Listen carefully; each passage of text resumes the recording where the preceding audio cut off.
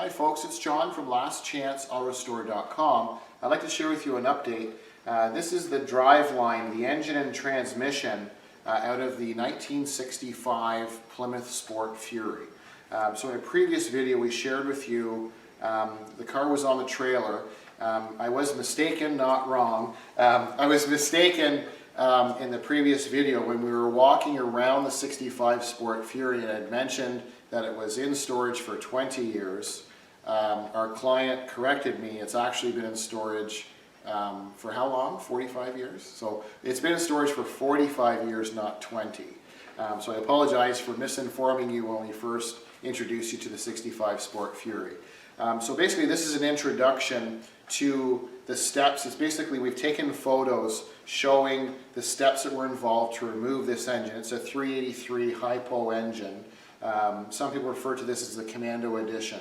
So it's a big block 383 with an automatic transmission from the Sport Fury. So we'll just cut away here and we'll show you some of the photos on what we did in preparation to pull the engine out of the car.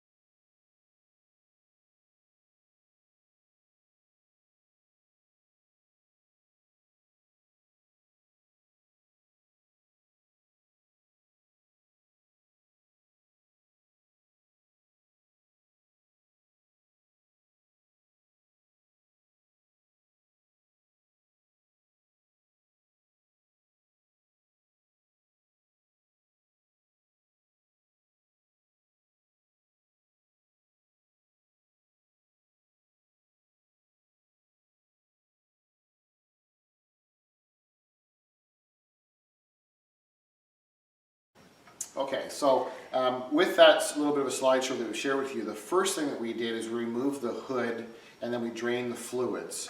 And then once all the fluids were drained, then we removed the radiator.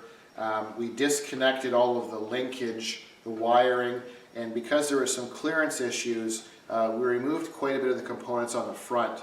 There was a couple of pulleys and belts, and also the oil filter. Were kind of in the way of the front rad support when we went to lift because we wanted to pull the engine and transmission out as one. But these big blocks are quite a large motor. So this is a 383. It is numbers matching. It does roll over by hand. It has approximately 92,000 miles on it. But as we mentioned earlier, it is sat for about 45 years. So we have a couple of different options or scenarios. So what we're going to do at this step or this stage is we are going to remove the transmission from the engine. We'll place the engine on one of our stands, and then we're going to do a basic inspection. So what we'd like to do is inspect the valves and the heads, and then we'll flip the engine over, we'll remove the oil pan, and then we'd like to inspect the bearings and the crankshaft just to get an idea of a basic assessment of what options would be available, because some people would think this won't be an option because it'll be too expensive to completely disassemble and rebuild and make it look like brand new again.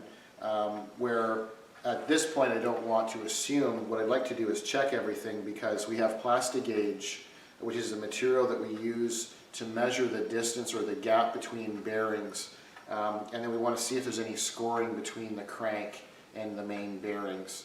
So we'll do a basic inspection, because then we'll have a better idea on how to assess options for our client.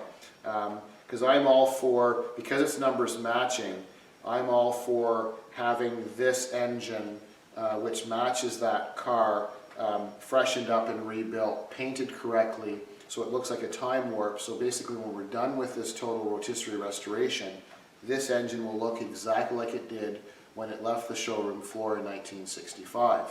However, if we find that the heads need to be totally rebuilt, and if there's a lot of a large ridge at the top of the piston where there needs to be a lot of machining work done, and if the crankshaft is scored and we need to machine the crank, we'll have to see how cost effective it will be between the machining of all the parts, the labor, and then making it like a new engine again. The other option may be an engine transplant, where we would keep this, or the client I should say, would keep this engine because it is numbers matching that would then eventually go with the car, but perhaps we do something with a Hemi. So there's a couple of different options we can go with, and one idea that we have is a possibility of a fuel injected Hemi engine, because it will fit in the engine bay of that 65 Sport Fury. So several options. This is just an assessment stage. So once we have the engine on a stand, we'll share with you what we see once we kind of open it up a little bit, because this is an important step, because we don't want to just go ahead and take everything apart in the engine, send it to the machine shop, because it may not be cost effective, because for perhaps a little bit more we could have a Hemi and fuel injected as opposed to rebuilding this engine. So we'll keep you up to date. This is just one of many videos we're going to try to share with you on the total rotisserie restoration of the 1965 Plymouth Sport Fury. It's a two-door hardtop. So I thank you for watching. I'm John from lastchanceautorestore.com.